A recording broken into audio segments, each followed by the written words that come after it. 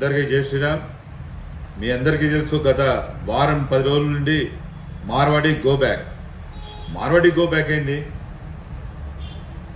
ఎవరినో కొట్టిండు, ఎవరో మామూలుగా వెళ్తుంటే ఏదో యాక్సిడెంట్ అయిందో లేకపోతే ఏదో సంథింగ్ అయింది, కొట్టిండు, కొట్లాడుకున్నాడు. వాడు తప్పే, 100% వాడు తప్పే.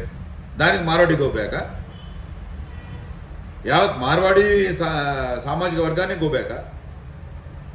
మరి ఎవరుంటారా బాయ్ ఇక్కడ? ఎవరుంటారు ఇక్కడ? నీచపు రాజకీయాలు చేస్తారు. రాజకీయ రంగు కోసం, మీ సొంత ఎజెండా కోసం చేస్తున్నారు. ఏందిరా బాయ్ ఇది? మనం తెలంగాణ సాధించుకున్నాం. దేనికి తెలంగాణ సాధించుకున్నాము? నీళ్లు, నిధులు, నియామకాలు. కొట్లాడి తెచ్చుకున్నాం. 1969లో కాలే మన దేశ తెలంగాణ ఉద్యమం చేసి మనం కొట్లాడి తెచ్చుకున్నాం, అయిపోయా. ఎవరు బతకద్దా ఇక్కడ వచ్చి? మరి ఎవరుంటారా నాయన? ఎవరుంటారు ఇక్కడ?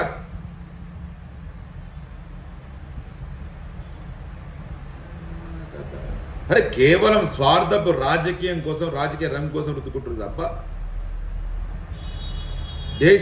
భారతదేశం ఎక్కడ నరేంద్ర మోడీ గారిని టచ్ చేసే స్థాయిలో లేక, ఇప్పుడు ఏ బాంబు బ్లాస్టులు జరగట్లే, ఎవడో టెర్రరిస్ట్ రావట్లే.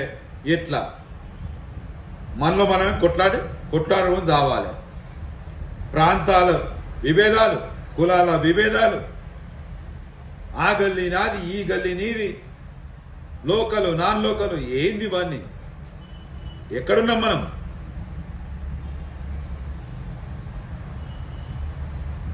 నేను చెప్తున్న వీడియో ద్వారా ఒక నీచపు రాజకీయ రంగు మన మీద రుద్దును సామాన్య ప్రజలు గుర్తుపెట్టుకోవాలి. మార్వాడి గోబ్యాక్ అనే నినాదం చాలా పొరపాటు, చాలా తప్పు. యావత్ మార్వాడికి కానీ, గుజరాతీకి కానీ, బెంగాలీకి కానీ ఎవరైనా సరే అండగా భాజపా ఉంటుంది. మరి ఇదే హిందూ దేవాలయం మీద దాడి జరుగుతున్నాయి, హిందూ దేవాలయాలు ఎండోమెంట్లో కలుపుతున్నారు. మరి అడగరే? అవి అవసరం లేదు. ఒక ముసల్మాన్ వచ్చి ఒక హిందువుని కొడుతుంటే, చంపుతుంటే అడగరే? రోహింగ్యాలు వచ్చి ఇక్కడ ఆధార్ కార్డు తీసుకుంటే అడగరే? మరి రోహింగ్యా గో బ్యాక్ అని రా బాబు. మార్వాడి గో బ్యాక్ అయింది.